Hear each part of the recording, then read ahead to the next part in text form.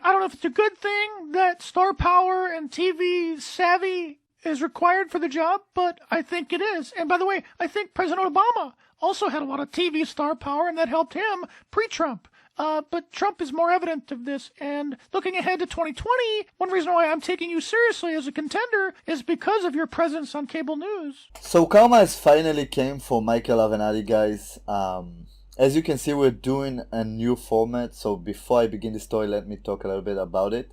Since I want to do more news videos and cover all of the news that are popping up rather than the one video that I can do once in a while every few days, because it's so edited and scripted and requires way more attention than a live video, I decided that I'll try to do a live video like this one, which requires less editing admittedly, but I can push out way more videos and more content for you to keep you aware of the news, guys. So that's what I'm gonna try for the next few days, and if it sticks, I'll keep doing it. For on your end, you'll just see way more videos rather than the old way, which took me a while to push them out. But anyway, yeah. Before we begin the story, make sure to drop a like on this video. It helps a lot in terms of search and discovery and ranking. And if you're new to the channel, make sure to subscribe and turn on the notification bell so you won't miss any of the newest videos. Now, Michael Avenatti rose to fame because of representing Stormy Daniels. Daniels. For those of you that don't know, the porn actress who sued Trump, and if I recall correctly, she lost. We'll get to her towards the end of the video. As well as he represented Julie Swetnick, who accused Brett Kavanaugh of spiking the punch ball in parties with his pal. As you can see, the 55-year-old broke her silence since filing her sworn statement last week. That's an old article, by the way, that accused Brett Kavanaugh and his pal Mark Judge of spiking the punch at parties. But now Swetnick recalled seeing the two friends merely hovering around the area where there were alcoholic drinks. Quote, I saw him giving red solo cups to quite a few girls during that time frame. So back then, which was like almost, it's about to be 2 years ago, when the Kavanaugh hearings in the Senate happened, Michael Avenatti came out with a third accuser, which was Julie Swetnick, who later turned out to be a liar as well. Not a good look for me. Anyway, let's go to today's story, and now that we have the background, and read it. Michael Avenatti, the combative lawyer who gained fame by representing porn star Stormy Daniels in lawsuit against Donald Trump, was convicted Friday of trying to extort the sportswear giant Nike. The verdict was returned by a federal jury in Manhattan following a 3-week trial in which prosecutors said Avenatti threatened to use his media access to hurt Nike's reputation and stock price unless the company paid him up to $25 million. So for those of you who don't know, Michael Avenatti tried to extort Nike, and today news came out that he got convicted actually, and is going to face up to 42 years in prison. His name's still trending as I record this video on Twitter for right now it's in the 5th place. It was like 2nd place trending in the US. Anyway, let's move on with the article. The convictions for attempted extortion and honest services fraud carry a combined potential penalty of 42 years in prison. That's not the only things that he's facing right now. We'll get to it along the article. Avenatti glared at the jurors as the verdict was being announced, but said nothing. Afterward, he shook hands with his lawyers and told them, "Great job," before he was led back to the cell where he has been held since a judge found he had violated his bail conditions. His lawyer, Scott Schrebnick, said he would appeal the conviction but otherwise declined to comment. The Brecht lawyer was all but unknown until 2 years ago when he began representing Daniels, which is Stormy Daniels, in a lawsuit against the US president and making hundreds of television appearances. That guy really squeezed that case. He squeezed every single bit of juice out of it for his 15 minutes of fame. Avenatti's sentencing was scheduled for 17th of June, so it means we'll see it in 4 more months.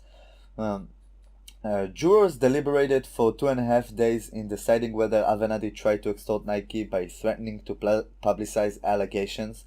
The sports apparel company made illegal payments to families of college basketball recruits. Nike has denied wrongdoing. The jury agreed with prosecutors who argued that Avenatti misused a client's information, quote, in an effort to extort tens of millions of dollars, unquote. From Nike. The U.S. Attorney Jeffrey S. Berman said in a written statement. While defendant may have tried to hide behind legal terms and a suit and tie, the jury clearly saw the defendant's scheme for what it was, an old-fashioned shakedown, he said. Prosecutor said Avenatti 48 threatened Nike with a press conference to publicize the payments and take several billions of dollars off its market value. Unless the company paid him and another lawyer up to $25 million to conduct an internal investigation and paid the coach $1.5 million. I think the coach is his client. I might have missed it along the article. But basically used information given by his client who was intending on suing Nike to extort them and got found out. Avenatti, who prosecutor said wanted a big payday to help cover at least 11 million of debts he has, was also charged with defrauding his client Gary Franklin by not telling him he was demanding an investigation before agreeing to settle.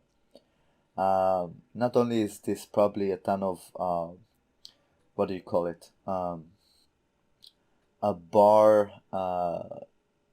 Fuck, I forgot it. Anyway, it's unethical conduct for a lawyer, I'm pretty sure, as well as not only fraud, but it seems like market manipulation as well, because he used inside information to threaten a company to affect their market value. I don't know exactly how it works, but that could be a potential charge as well, which is not listed here. But anyway, Franklin testified he did not want an investigation or press conference, preferring a quiet settlement. He acknowledged having hired Avenatti after seeing him rise to prominence while representing Daniels. Avenatti's lawyers argued the client had acted in good faith and did exactly what Franklin wanted in demanding an investigation and threatening publicity that could expose Nike's alleged corruption and harm its reputation and stock price. Avenatti also faces scheduled trials this spring in Manhattan for allegedly defrauding Daniels out of proceeds from a book contract, and in California for allegedly defrauding several other clients and lying to the Internal Revenue Service. Avenatti did not testify in the Nike case after his judge said prosecutors could question him about his dealings with other clients without mentioning the criminal charges.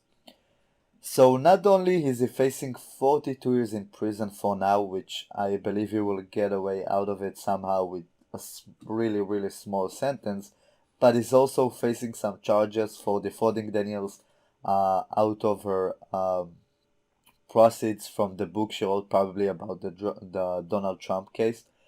And he's also facing charges in California, which is really known for its slow justice system. So it means that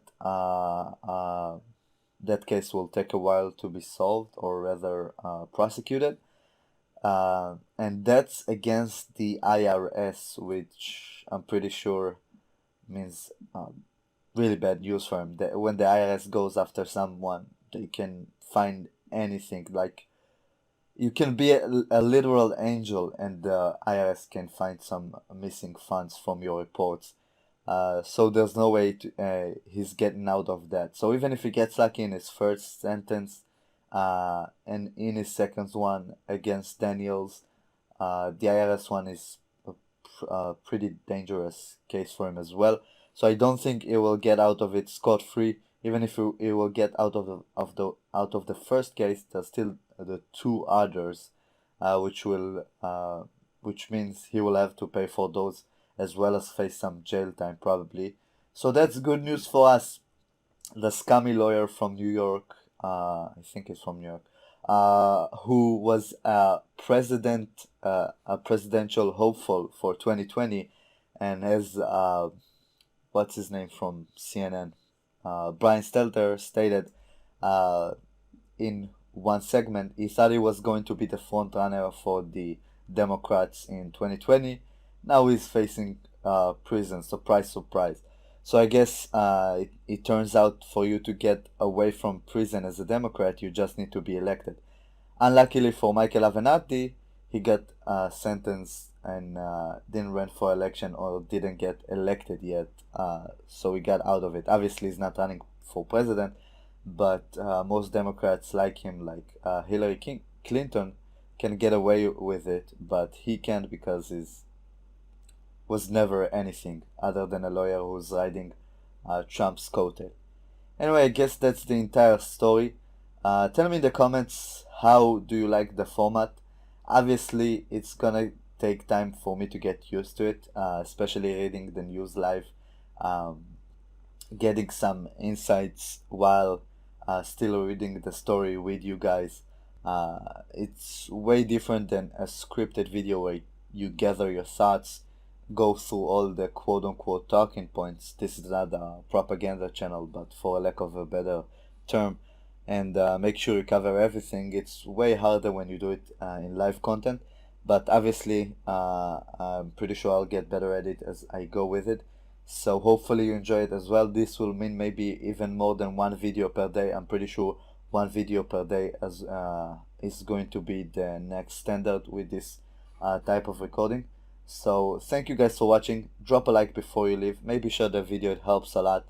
And subscribe if you're new, turn on the notification bell, and I'll see you in the next one.